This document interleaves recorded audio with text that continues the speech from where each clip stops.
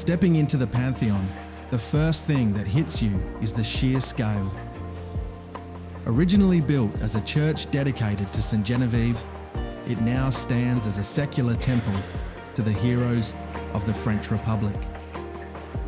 Look at the light pouring through that massive dome.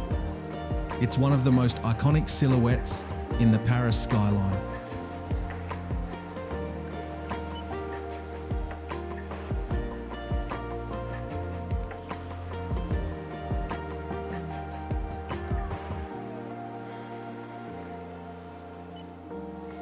Right in the centre of the nave, you'll see the Foucault pendulum.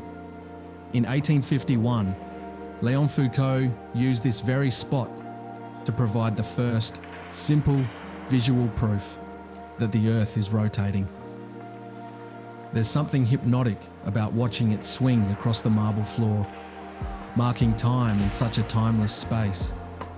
As you look up, you aren't just seeing a ceiling, you're looking through a masterpiece of engineering. The Panthéon actually has 3 domes nested inside one another, designed to give the building its massive height without sacrificing the delicate beauty of the interior. That vibrant painting floating in the centre of the cupola is the apotheosis of St. Genevieve, painted by Antoine Gingras. It's a celestial theatre where the patron saint of Paris is being led into heaven by angels. But look closer at the figures surrounding her. It's a who's who of French history, featuring everyone from Clovis and Charlemagne to Napoleon himself. Supporting the weight of this massive dome are the 4 pendentives, the triangular corners where the arches meet. These murals represent 4 powerful forces: death, fame, justice, and the nation.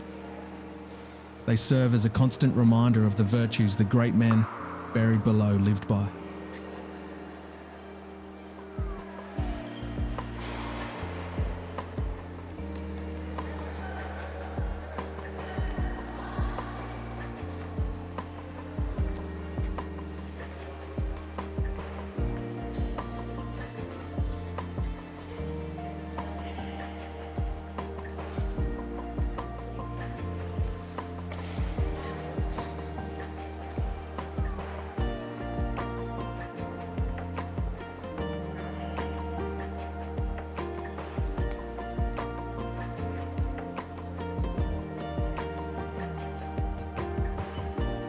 While the ceiling focuses on the divine, the walls around you tell the story of France.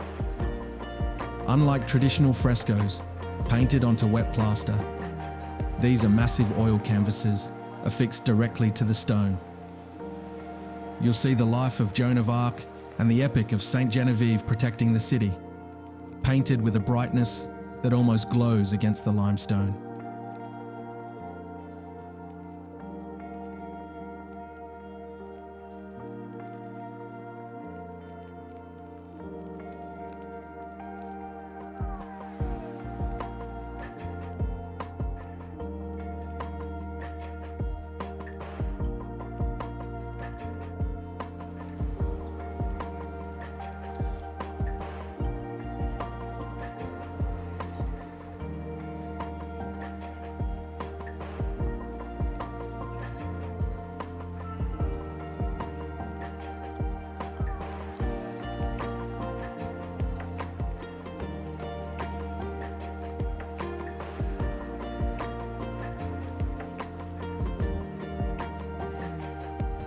Cast your eyes to the far end, to the mosaic of the apse. It depicts Christ showing the angel of France the destiny of her people. It's a golden, shimmering finale to a building that spent centuries trying to decide if it was a church or a temple of reason.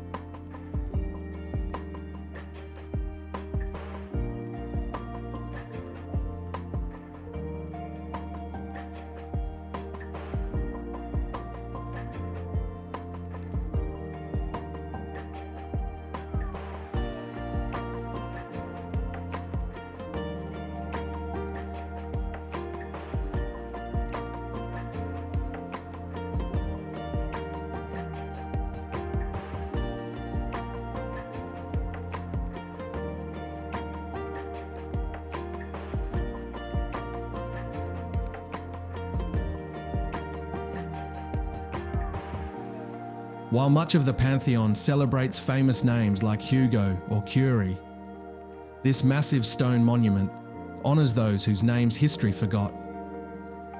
It's dedicated to the unknown heroes and ignored martyrs who gave their lives for France. Look at the base of the sculpture. You'll see the figure of a poilu, the nickname for the French WWI infantryman, lying dead. He is surrounded by a mass of fallen soldiers, a stark and heavy reminder of the human cost of war. Above the tragedy of the battlefield, the sculpture rises into allegory.